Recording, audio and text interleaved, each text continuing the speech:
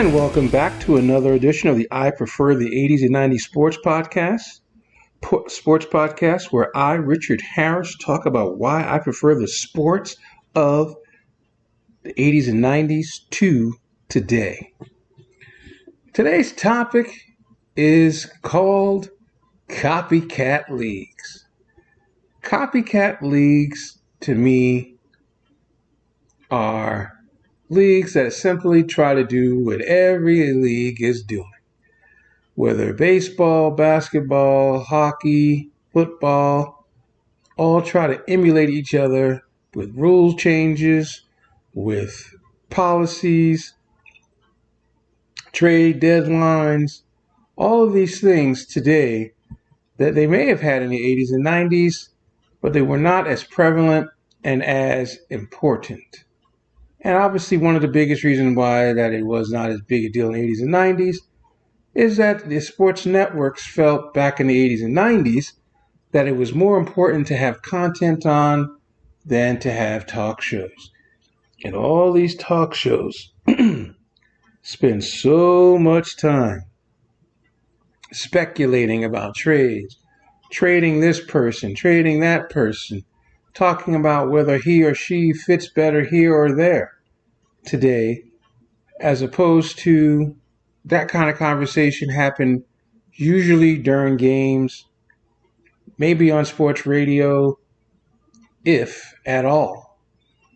And so today, the NFL trade deadline is today. Never heard of the NFL trade deadline in the 80s and 90s, especially in the 80s. I don't know too much about the 90s, but there wasn't really any trades in the NFL during those eras that impacted teams during the middle of the season, because it's obvious why. Because it's hard to bring in players in the middle of the season unless he can play defense and play a position where he doesn't have to know so many different keys, so many different signals. If he's an offensive lineman, well, that's hard because you got to know the calls and the protection, so that's hard. Running back, you got to learn all the plays, which is hard. But basically, it's not the same as it is in basketball, hockey, or in baseball. Yes, basketball, hockey, and baseball, you do have to learn certain things. You do have to learn how to do particular things for a particular team. Hockey is hard because there's lines that you got to learn to play with. And it's easier to say that, oh, this guy looks great to play on this line, but it's easier said than done. The Rangers last year made all these trades, brought in all these great players, and don't recall any of their trade people doing anything special.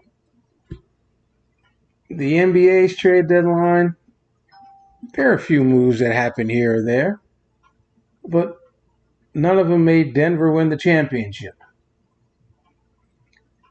This year NFL trade line, I've seen some interesting names get sent to teams that actually could help. I mean, Chase Young going to the 49ers is a humongous deal.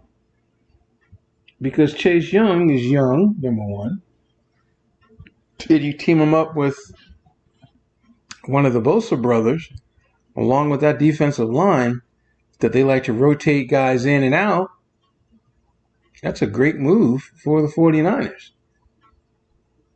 Washington got rid of Montez Sweat as well. It was almost as if they were just spring cleaning.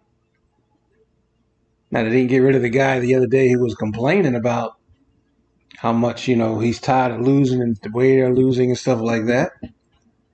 But there's a lot of pieces like that, for example.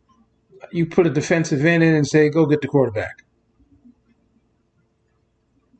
Simple as that. Go get the quarterback. Von Miller, a couple of years ago for the Rams, when he was with Denver, they traded him to the Rams. Well, go get the quarterback.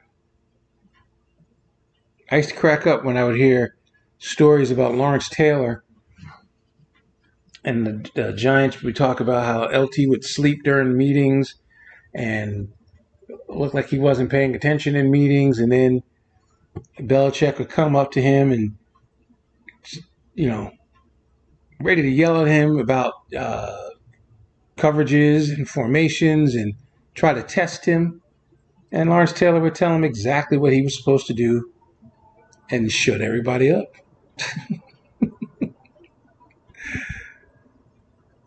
Because it's simple. Go get the quarterback. That's what you're supposed to do. But I don't like the fact that what works in baseball don't necessarily work in football. I don't like the fact that every league in the sports world today is trying to be similar to one another in so many different ways, whether it's instant replay, whether it's trading deadlines, whether it's rule changes, whether it's clocks and trying to get games played faster. I just find it funny that nobody complains about how long football games are. I find it funny that hockey said, okay, overtime in the regular seasons, let's do this little 3-on-3 thing in the regular season, but then go back to regular 5-on-5 hockey during the playoffs. Guess who else does that? Baseball.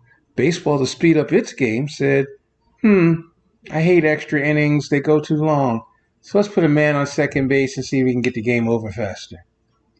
No fan of sports, or particular sports, is complaining about the length of games. We watch it, no matter how long it is. Yesterday I blogged about this.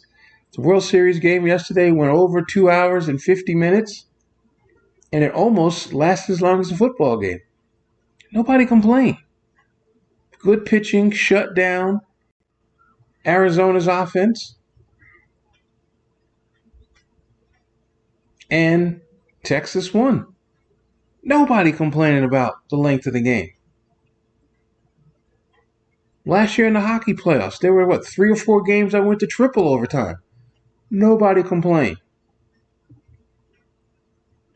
They all wanted the game to end, yeah. The guys in the studio were like, they wanted the game to end.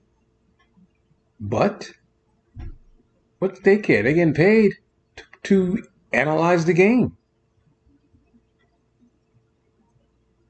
But isn't that weird that the same concepts in hockey they're trying to implement in football?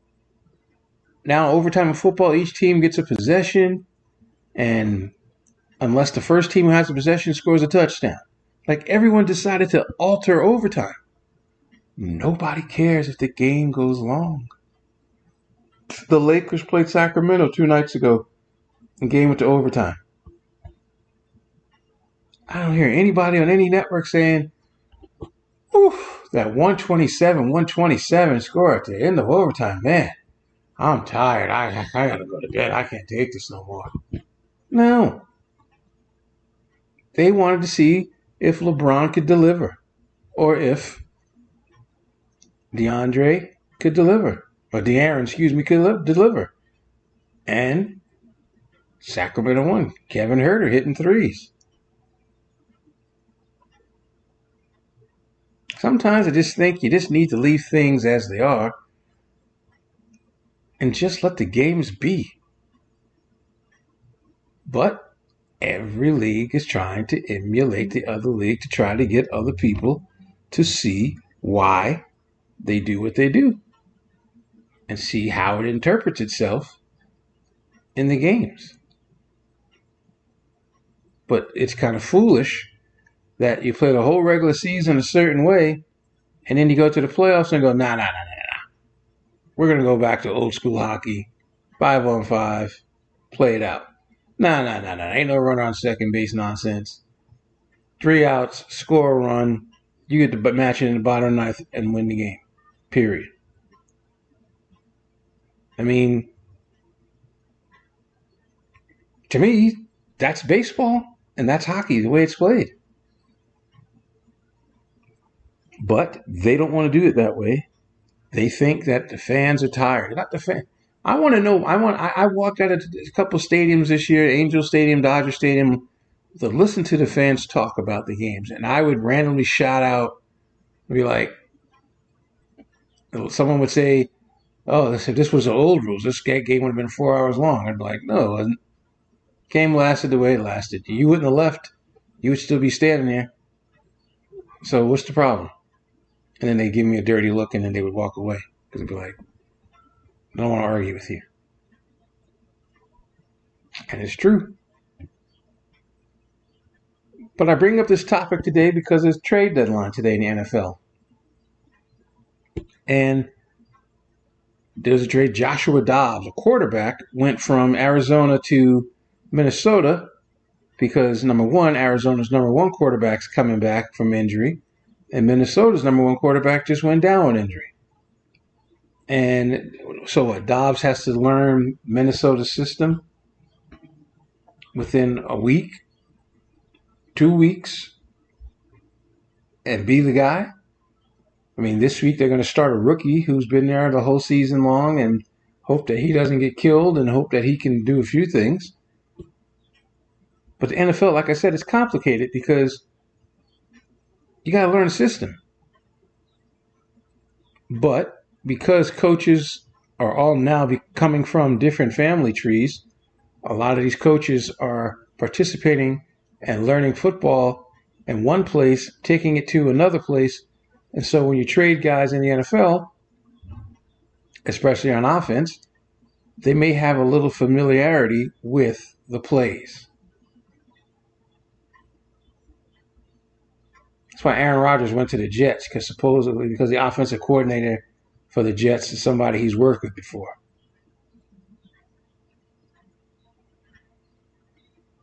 But I don't know what the past history Josh Dobbs has with the staff of the Vikings, because Dobbs was a Steeler first, and now he's a Cardinal. And now he's a Viking. And so it'll be interesting to see how that works itself out. But again, baseball trade deadline, boom. It happens later in the season, happens after the All-Star game, and usually it's somebody who can be impactful. Baseball obviously is different from the other sports because you plug in a bat and say hit, you plug in a pitcher and say pitch. That's it. NBA trade deadline, you got to learn the plays, but since very few teams run plays, you just tell the guy, listen, if you're open, shoot it. And on defense, you got him and play help side. So, not big deal with trading deadlines. Trades happen during the season in all sports. Most of it is money related, not scheme related, or need related. But it is what it is, and each league copies each other and in the manner in which they try to implement the things to make their leagues more palatable, more enjoyable for the fans. 49ers are happy today. They got a good one. If he stays healthy, they got a great one. The Vikings got a quarterback who could play. Kirk Cousins could be out into next season for all we all know. Who knows? All I know is the NFL trade deadline, to me, don't mean anything, especially 8 weeks into the season, unless that person comes in and really has an impact. And for my team's sake, they got rid of Leonard Hamilton. Leonard Washington. Leonard Hamilton is a basketball coach. Leonard Washington. He was our highest paid player. He wasn't really, he's no Aaron Donald, but he's no scrub, but frees the Giants up to have some money to possibly pay Saquon next year. Who knows? But I do know this. We didn't make no trades to make us a playoff team, that's for certain. And it sounds like we threw in the towel on this season. Doesn't make me happy, but I'll still root for my Giants. We got 9 weeks to go. See how it works out. Stop copying each other. Not everything is for one another. That's America's problem. And another topic at another time. I'm Richard Harris.